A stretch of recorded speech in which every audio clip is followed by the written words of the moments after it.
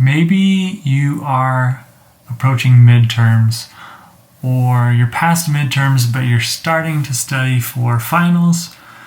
Maybe you're a pre-dental student studying for the DAT, or maybe you're like me and you're getting ready to take your boards. Whatever it is that you're studying for, I'm sure we have all had study sessions that went a little something like, okay, gotta stay focused.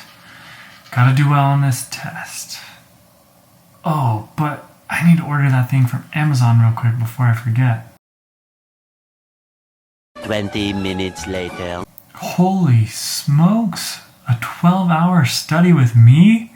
He can't seriously be studying that whole time. 1 hour later. Oh, I gotta update my fantasy team before the game week starts. 3 hours later. What? I gotta go. Okay, so maybe that's a bit of an exaggeration. But my point is, we've all had those study sessions where no matter how hard we try, we just cannot stay focused. So I wanted to share with you the tips that I have picked up over the 9 years that I have been in college and dental school. The first suggestion that I have to help you stay focused is to have a plan.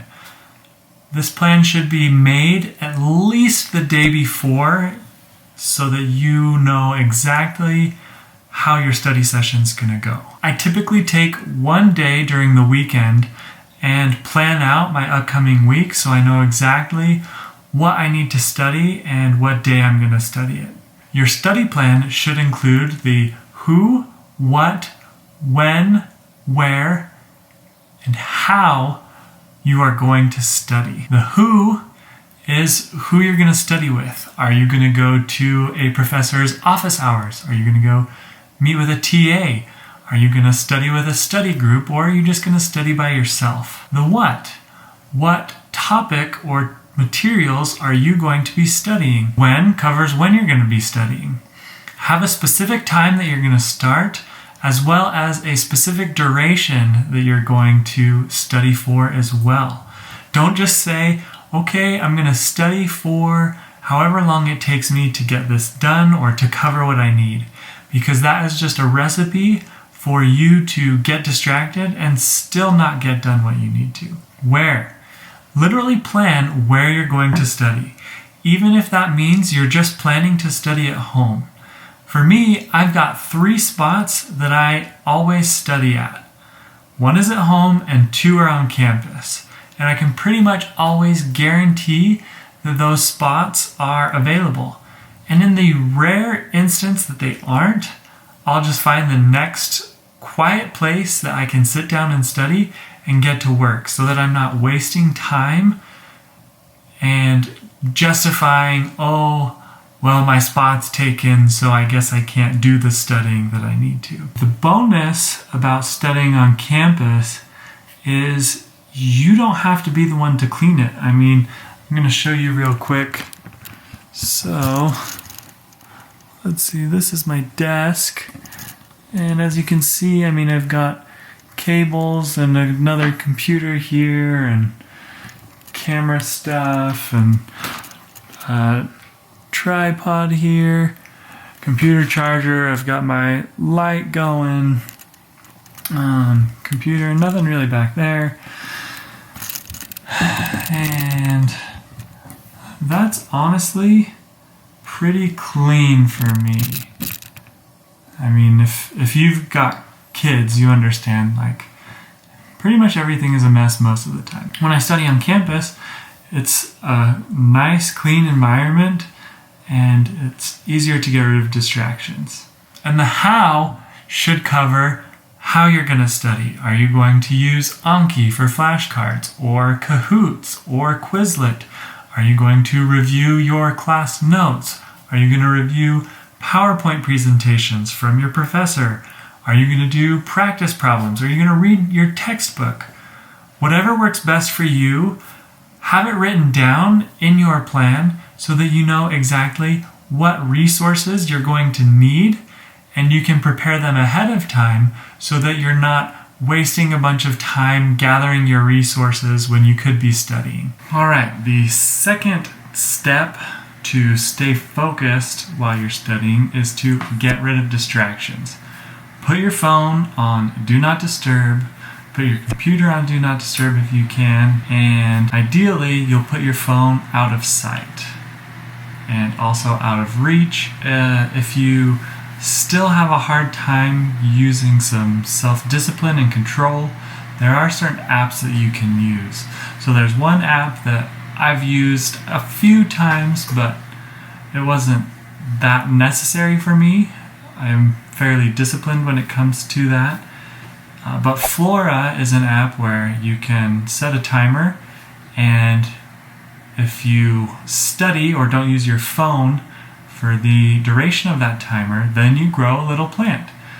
And if you stop the plant from growing, you kill the plant, or if you need some serious motivation, you can put money on the line. So, depending on how badly you need to focus for something, if you have a huge test, maybe you're trying to study for the DAT or boards or something else that you just really need the motivation, you can enter credit card information and put money on the line. So, I would never do that, but if you need to, that's an option. I'm sure there are tons of other apps that can help you with this. There's also things like that for your computer. If you have a Mac, I would highly recommend an app called Self-Control. With this, you can change the amount of time, you can set specific websites that you can only go to or that it will block, and then you cannot get out of this, not by restarting your computer. You have to completely do a factory wipe in order to get out of it. Like, that's the only option. There's also one for PC that is called Stay Focused, I think, and that is a Chrome extension, and that will just allow you to do the same thing. You can add websites to a specific list to block those websites, or you can add specific websites to a list that you can only go and visit those websites when you activate this extension. It works really well, and I definitely used that a fair number of times when I was studying for important tests in like my first and second year of dental school. So, highly recommend both of those tools. Another thing that is really helpful is to only have what you need to study. So if you are using your computer, just have your computer out. If you are reading from a textbook, just have a textbook out. If you're reviewing notes, just have your notebook out. Only have out what you need available. When I study, I typically have my computer, I'll have my AirPods out if I'm watching a video, and I'll usually have my to-do list out so that I can cross stuff off as I go along. And other than that, I try to only have those things out. Sometimes I'll have my hat that I stick my phone into, and that keeps it out of sight even though it's close. Even having my AirPods case out, I've noticed that sometimes I'll sit there and mess with it. So even that, just one additional thing, can be a distraction. So really do everything you can to minimize distractions, get things out of reach, and that way you can stay focused when you study. The third thing that is really, really helpful in being focused when you study is making sure that you're getting enough sleep. Seriously, don't be like me. Don't try and pull all-nighters because that's what you hear people in dental school or medical school are doing. If that is when you are most productive, sure, go for it, but also just make sure that you're getting enough sleep. I can't tell you how many questions that I missed simply because I didn't get a good night's sleep, and so I wasn't taking my time and reading the questions carefully. Seriously, I know it isn't fun, and I know that you don't get to wear the "I only got 6 hours of sleep the past 3 days" badge of honor, but it is so worth it to just go to bed at a reasonable time and get enough sleep. And I do need to add a caveat here.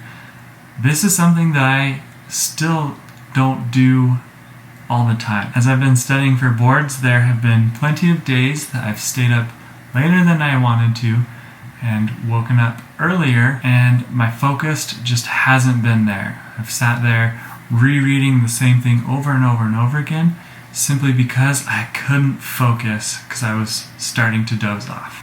My fourth tip for you is to remember your why. When you're grinding through school, it can be so easy to get bogged down by all of the work and all of the stress that comes with whatever degree, profession, or program that you're enrolled in.